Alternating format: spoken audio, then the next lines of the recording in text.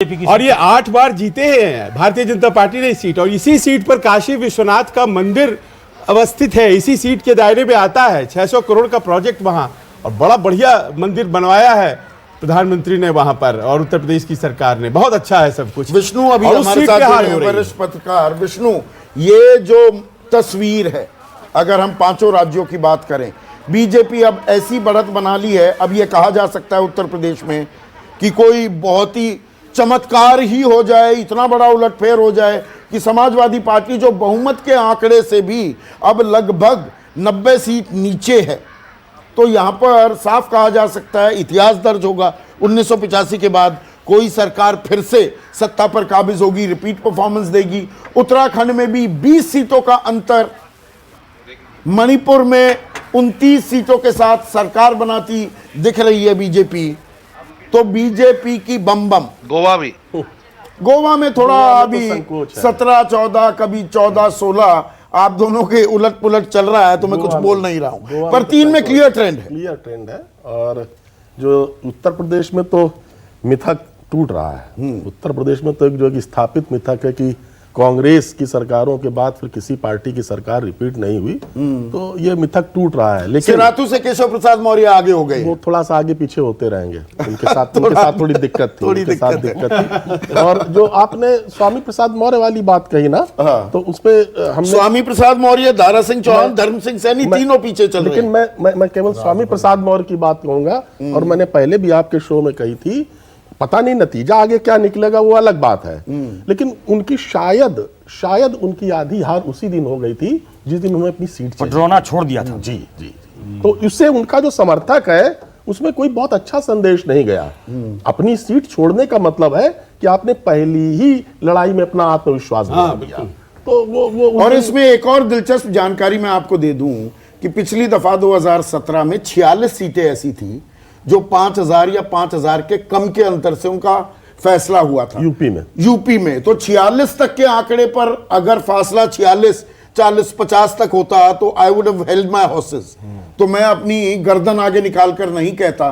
पर यहां पर अब जो आंकड़ा है 254 पर बीजेपी, 113 पर समाजवादी पार्टी, तो दिख रहा है कि कंफर्टेबली प्लेस्ड है। और योगी सरकार, अब की बार फिर से योगी सरकार कहने में अब शायद जल्दबाजी भी नहीं होगी। लेकिन तरुण, उत्तराखंड में थोड़ी दिक्कत का सबब था, 2 मुख्यमंत्री आपने बदले, और उत्तराखंड का भी इतिहास ये कहता है कि वहां वो सत्ता का जो सूटकेस है ना, वो कन्वेयर बेल्ट पर चलता है। एक बार किसी की बारी, अगली बार दूसरे की बारी। पर यहां भी आप इतिहास दर्ज कर रहे हैं, 43 सीटें, 20 सीटों का अंतर कांग्रेस के मुकाबले। मैंने पहले भी आपको कहा कि देश के अंदर अब परफॉर्मेंस का वोट है, और जिस तरह से हमारी स्टेट गवर्नमेंट्स ने परफॉर्मेंस की है, और उसी तरह से केंद्र की डबल इंजन वाली जो हमारी कल्पना है, जिसमें नरेंद्र मोदी जी का गरीब कल्याण, नरेंद्र मोदी का सबको साथ लेकर चलना, नरेंद्र मोदी जी का देश के विकास की एक नई गाथा लिखना, और पूरे विश्व के अंदर देश का नाम, भारत का नाम नंबर 1 पर लेके आना, ये सब बातें ऐसी हैं जिसका सकारात्मक प्रभाव नहीं, प्रदर्शन की जो ताल ठोक रहे हैं। और आप देखिए, परफॉर्मेंस के बेसिस पे तो 2 मुख्यमंत्री नहीं बदले ना आपने, वो नॉन परफॉर्मेंस के चलते ही बदले। ऐसा है ना, ऐसा है कि आप ये तो सोचिए कि एक ऐसी जीवित पार्टी है जो पार्टी उसको लगता है कि जनता को ज्यादा परफॉर्म करवाना है, तो उसके लिए हम अपने मुख्यमंत्री को दूसरा काम देकर दूसरा मुख्यमंत्री लाते हैं। हम ऐसा तो नहीं है कि मूर्ति को रख के सामने और चलाते रहे। पार्टी ने जो निर्णय लिए हैं, आज जनता ने उसके ऊपर मोहर लगा दी है।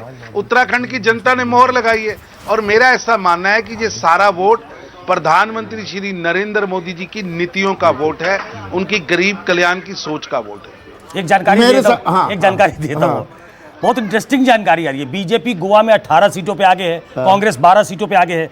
जो मुझे जानकारी मिल रही है, वहां सीएम और डिप्टी सीएम दोनों पीछे चल रहे हैं। गोवा में बीजेपी अभी जीतती हुई दिख रही है, लेकिन मुझे जो जानकारी मिली है, सीएम और डिप्टी सीएम दोनों पीछे चल रहे हैं।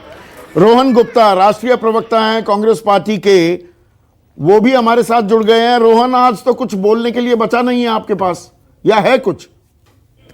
नहीं, बिल्कुल बोलेंगे, बिल्कुल। जनता का जो भी निर्णय होता है सर माथे पे चढ़ाना होता है, और हर चुनाव कुछ आपको सिखा के जाता है। मैं वो ये बोलना चाहूंगा कि उत्तराखंड की बात हो, गोवा की बात हो, मैं आंकड़े ही देख रहा था चुनाव पंजाब कमीशन से के। शुरू करते हैं। दूसरे पंजाब जहां बिल्कुल, 4 पंजाब महीने में पहले हमारे ऐसा लिए- लगता था देखिए, आप सरकार आपकी रिपीट होगी, ये पंजाब में 13 सीटों पर आपका आ जाना, बावजूद इसके कि आपने एक बड़ा कार्ड खेला कि एक देखिए, मुझे दलित लगता को है जो संदीप जी, जो 32% वोट बैंक है वहां पर, उसको चेहरा बनाया, बावजूद इसके 13 सीटें। क्या मुझे हुआ लगता है पंजाब संदीप जी, में? जो मेरा- अपने ही पैर मेरा- पर मेरा कुल्हाड़ी जो- मार ली। मुझे लगता है मेरा व्यक्तिगत आंकलन है कि शायद हमने ये निर्णय लेने में थोड़ी देरी कर दी। जिस प्रकार से पंजाब से रुझान आ रहे थे, कोरोना काल की बात हो या उसके बाद, कहीं ना कहीं बहुत ज्यादा असंतोष था उस मुख्यमंत्री और सरकार के खिलाफ।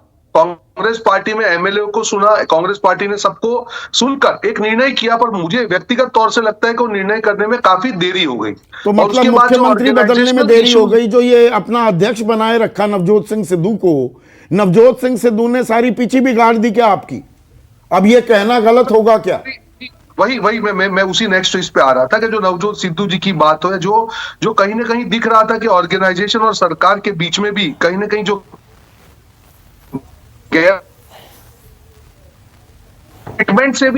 स्टेटमेंट से भी मुझे लगता है कि काफी हमको यहाँ पे लॉस हुआ है।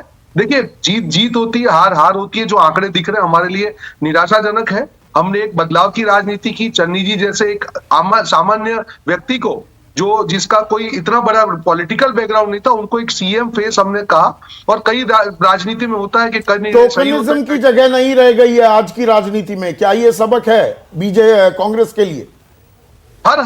देखिए, हर चुनाव परिणाम एक सबक होता है हर पार्टी के लिए। और जिस प्रकार से हमने इस बार इंप्रूवमेंट किया, संदीप जी, होता था कि चुनाव जब होते थे टिकट हमारी लास्ट दिन डिक्लेयर होती थी। पहली बार हुआ कि कम से कम 3 से 4 महीने पहले हम लोग हमारा कैंडिडेट चयन की बात हो, तो इंप्रूवमेंट की प्रोसेस है। हाँ, बट जो रिजल्ट है वो बहुत चौंकाने वाले हैं। और मैं स्वीकार करता हूं ना कहीं हमारी बात को कम्युनिकेट करने में जनता तक पंजाब में हमारी कमी हुई है, उसमें कोई दो राय नहीं है। उत्तराखंड में भी वही दिक्कत, 2 मुख्यमंत्री बदले उत्तराखंड में बीजेपी ने। ये आपकी ये जो कांग्रेस की अंदरूनी कलह है, जिसे आप प्रजातंत्र का जामा तो पहना देते हैं कि इंटरनल डेमोक्रेसी इतनी है। पंजाब में चन्नी का एक गुट, एक सिद्धू घुसे हुए थे, एक सुनील जाखड़ कुछ और बोल रहे थे, मनीष तिवारी तो कुछ बोले ही नहीं।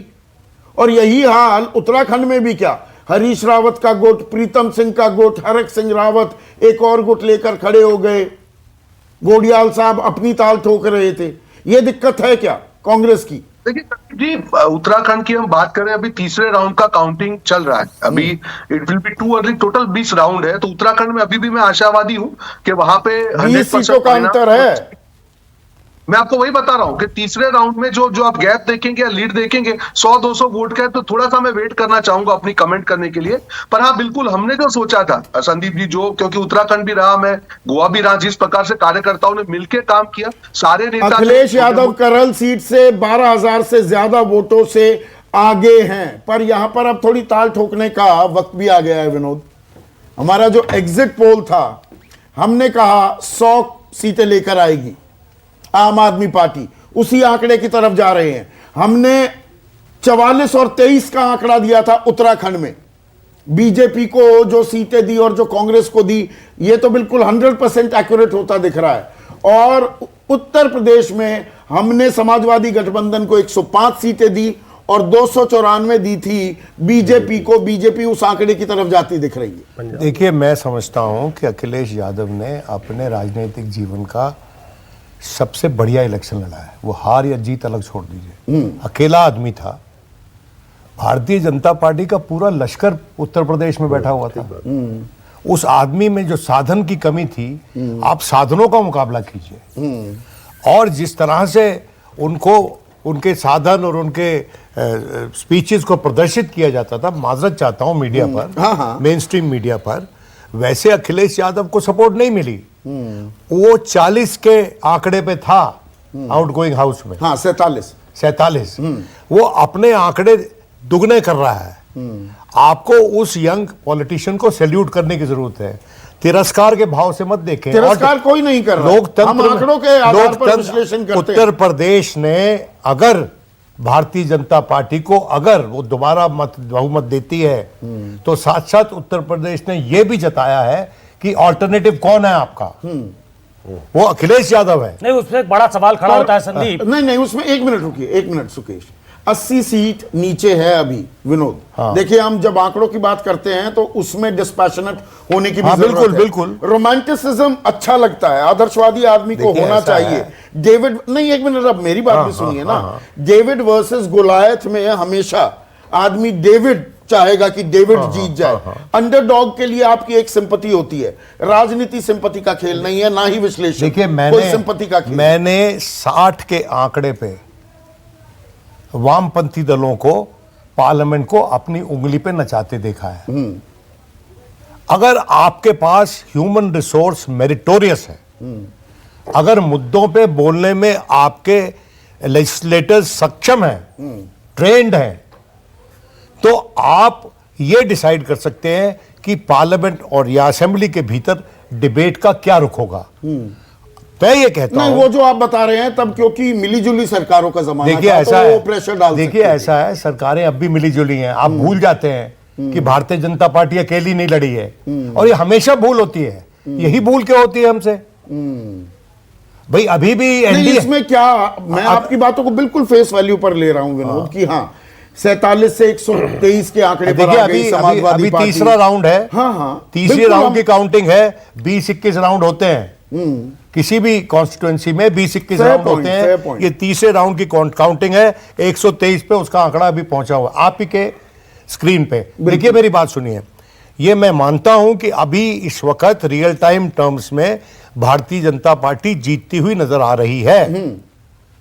अंततोगत्वा क्या होता है उस पर हम डिस्कशन उस पर आएंगे, जब फाइनल नतीजे आएंगे उस पर भी शाम को भी हम बैठेंगे।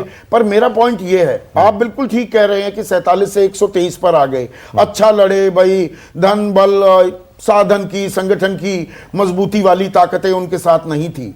पर एक बड़ा सबक इसमें क्या ये भी नहीं है विनोद कि 3 महीने पहले चुनाव से अगर आप उतरेंगे और आप सोचे कि पूरे सूबे को साध लेंगे, वैसा नहीं होता। मेरी बात सुनिए, आप इसका मैसेज नहीं समझ रहे हैं, और मैं इसका मैसेज बहुत मर्मस्पर्शी मानता हूं एक लिहाज से।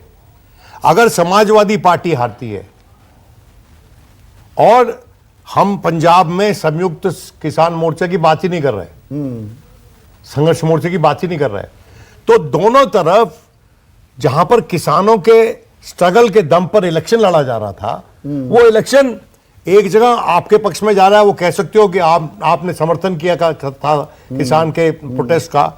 और अगर यूपी में हार जाते हैं तो जो किसान मूवमेंट है, जो हालांकि यूपी में जो किसानों की फॉर्मेशन थी वो पार्टिसिपेट नहीं की पॉलिटिक्स इलेक्शंस में, लेकिन समर्थन उनका टैसिट था समाजवादी पार्टी के लिए।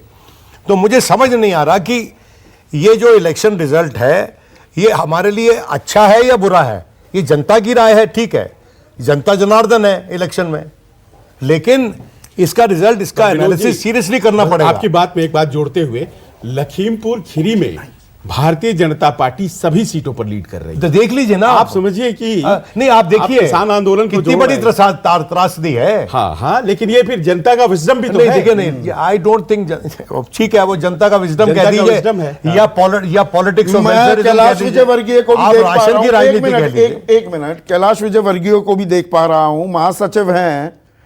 कैलाश बाबू देहरादून पहुंच गए थे, और जो आपकी रणनीति है 2016 में भी हमने देखी है, देश ने देखी, बैक एंडिंग करने गए थे, जरूरत ही नहीं दिख रही, कोई समस्या ही नहीं। 43 सीटें हैं बीजेपी की, 23 कांग्रेस की, 20 का अंतर। कैलाश विजयवर्गीय के जादुई टच की जरूरत नहीं पड़ेगी बीजेपी को। नहीं, देखिए ऐसा है, भारतीय जनता पार्टी यहाँ पहले से ही 2/3 बहुमत से जीतने वाली थी और हमको मालूम था। और इसलिए ये जिस प्रकार का जो दुष्प्रचार कांग्रेस ने किया वो उनकी घबराहट है, हार की घबराहट है, झुंझलाहट है, इसलिए उन्होंने ऐसा प्रचार किया है। वास्तव में हमें तो मालूम था कि यहाँ पर हम सरकार बनाने वाले 2/3 बहुमत से जीतने वाले हैं, क्योंकि मोदी जी ने जिस प्रकार यहाँ पर डेवलपमेंट का काम किया, पुष्कर जी की जो सहजता है जनता के बीच में, उन्होंने 6 महीने में जिस तरीके से इस छोटे से प्रदेश में अपनी पहचान बनाई है, एक सहज नेता की, एक सरल नेता की,